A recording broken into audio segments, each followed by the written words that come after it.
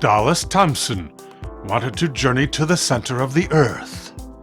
He planned a real-life reenactment of the science fiction novel by Jules Verne. In the story by Verne, the adventurers used climbing gear to descend the lava tubes of an Icelandic volcano. Thompson would enter at a point more near the North Pole without the use of rope. Instead, he would fly down subterranean passages using a modified helicopter.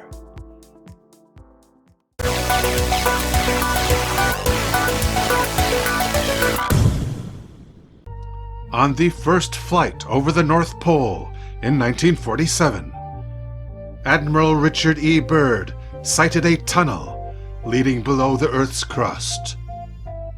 This would be the point of access for the adventurer Dallas Thompson in the year 2003.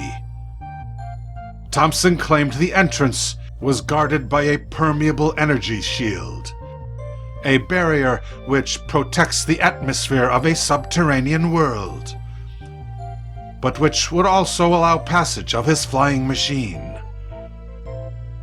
Before deciding to mount this expedition, Dallas lived in Hawaii, where he worked as a personal trainer. He studied under a kahuna on the Big Island, a high priest who taught him the signs revealed by nature in clouds and wind and rain. He also learned of the existence of the hollow earth, beginning with a system of caves and tunnels, traversing the entire mantle of the planet. Descending below the level of the mantle, one encounters an enormous cavern. The underworld has more than one source of illumination. The roofs of its tunnels and caves are covered with glowing moss. Also, a network of crystal pylons gather cosmic rays and transform them into light. Thompson identifies the inhabitants of the inner earth as the tribes of old.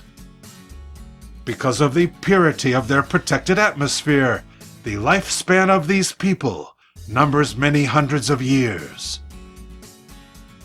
Thompson's motivation to seek refuge underground is the pending shift of our planet's magnetic poles.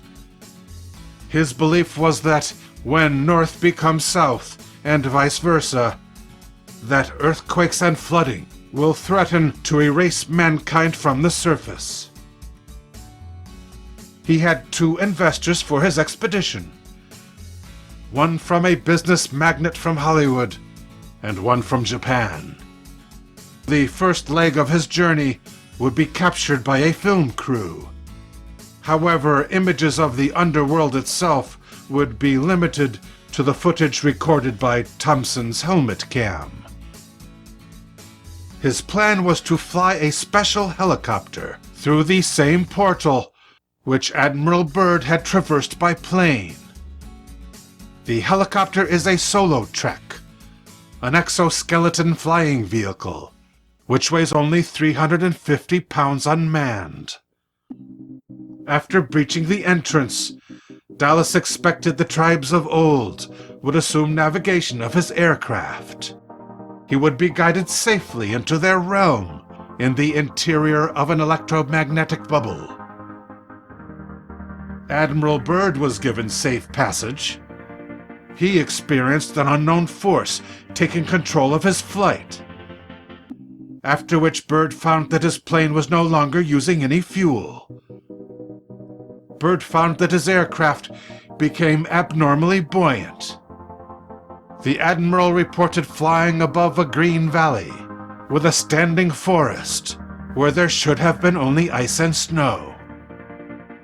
He tried to use his radio, but the only response was a hiss of static.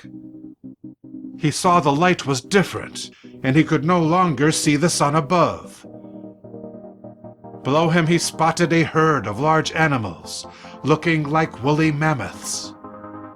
His temperature gauge rose to 74 degrees Fahrenheit.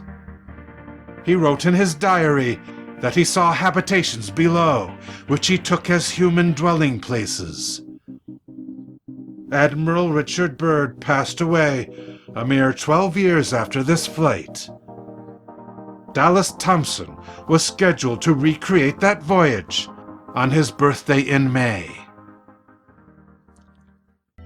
However, in January, Dallas posted his very last message online. He was getting 2,000 emails a day and expressed his wish to take a break. He took down his websites, and following this, Thompson disappeared. He has not been heard from since. Did he attempt the Northern Transit alone? Or was he eliminated because there was something that someone did not want him to find?